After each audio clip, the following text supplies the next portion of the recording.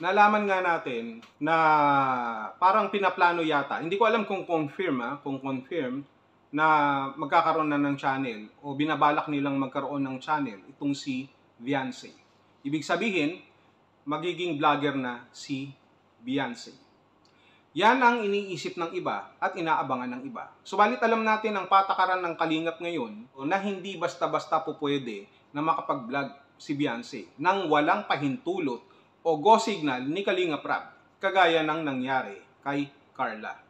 Ibig sabihin, mangyayari lamang ang pagbablog o pagiging ganap na vlogger ni Beyonce kapag nagkaroon na ng malinaw na kasunduan at pag-uusap sa pagitan nila Kalingap Rab at ni Beyonce.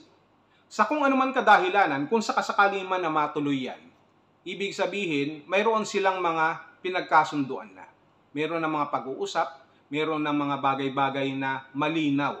At hanggang sa ngayon, kahit na nadinig natin yan, nabasa natin sa post, ay hindi pa rin ganoon kalinaw. Pero ang katanungan dito, napapanahon na ba na maging vlogger si Beyonce at bigyan ng pagkakataon na magkaroon ng kanyang sariling channel? At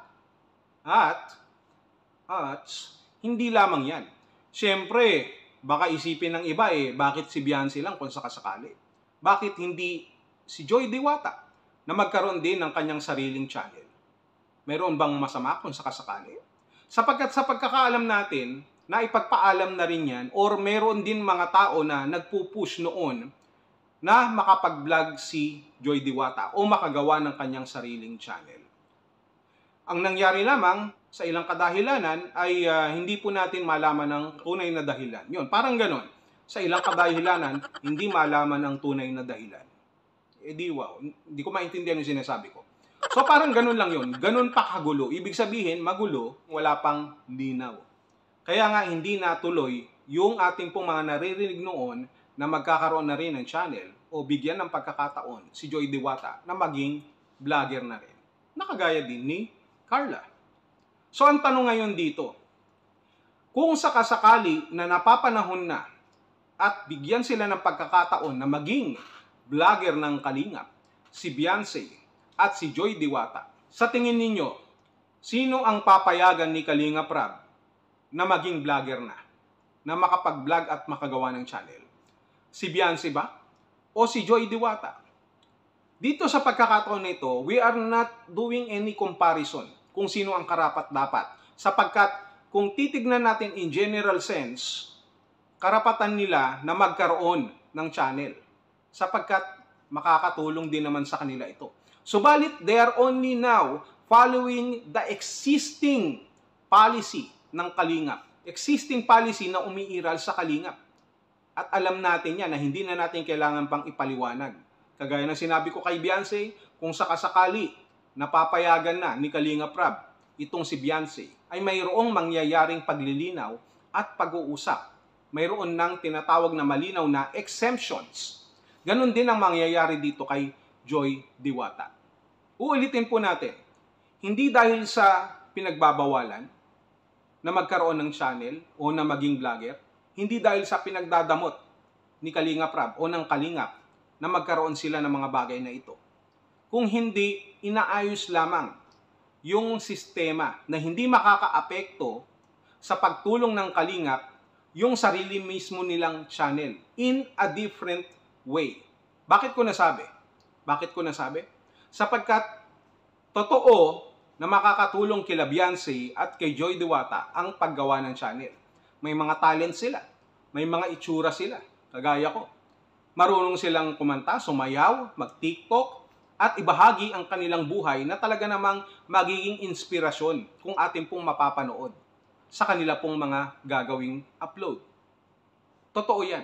At kikita sila sa kanila pong mga views. Kikita sila sa kanilang mga channel at sa mga sponsor na natutuwa sa kanila na patuloy na magbibigay sa kanila ng magandang oportunidad ng mga blessings na yan.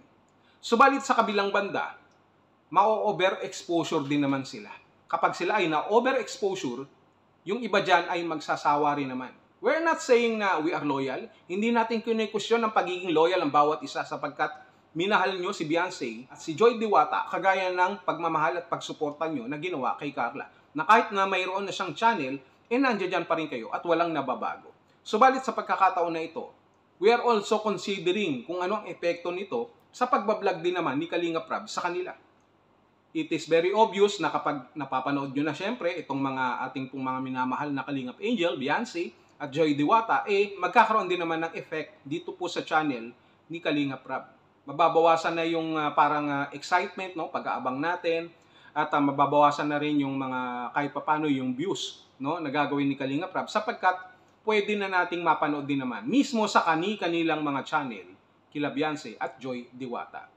Hindi naman ibig sabihin, kagaya ng sabi ko kanina, na ipagdadamot kung hindi ito ay nakapaloob lamang sa maayos na sistema. Kaya nga mayroong mangyayaring pag-uusap kung sakasakali, kung ito ba ay napapanahon na, kung ito ba ay nararapat na, at kung ano ang mga positibo at negatibong implikasyon nito sa Kalingap at mismong sa mga beneficiary. Yun po yun.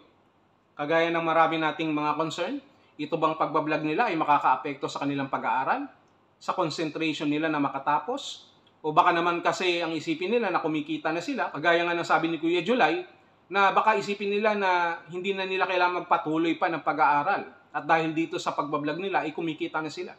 So we are also considering those reasons, considering those situations na posible na mangyari. Na hindi natin sinasabi na ganun na nga. Subalit, posible kung sakasakali. Kumbaga, para ma-prevent ang mga ganyang klaseng pagkakataon, sabi nga nila, prevention is better than cure. Ibig sabihin, bago pa man mangyari yan, ay iniiwasan na natin at gagawa na natin ng paraan. Timbang-timbangin at gawin ang nararapat para hindi makaapekto sa beneficiary ng Kalingap. Kung sakali na sila ay maging opisyal na vlogger na ng Kalingap, si Beyonce at si Joy Diwata.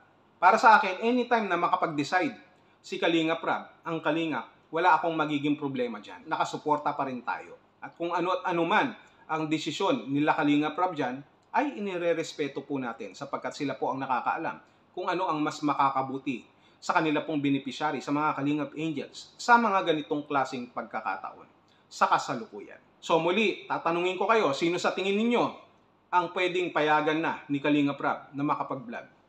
Si Beyonce ba o si Joy Diwata?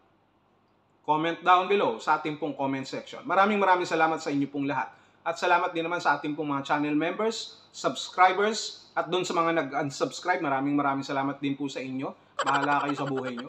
At maraming salamat doon sa mga nagko-comment dyan na bagamat hindi po natin masyado nare-replyan, nagpapasalamat po ako at na-appreciate po natin ang lahat po ng inyo pong mga participation at pagsuporta na ginagawa sa ating pong channel. Maraming salamat sa inyo pong lahat sa pagmamahal nyo sa Adonis ng Kalingap. So, eto na. Ang sarap talaga mabuhay. Ang sarap maging guwapo. So, what can we say?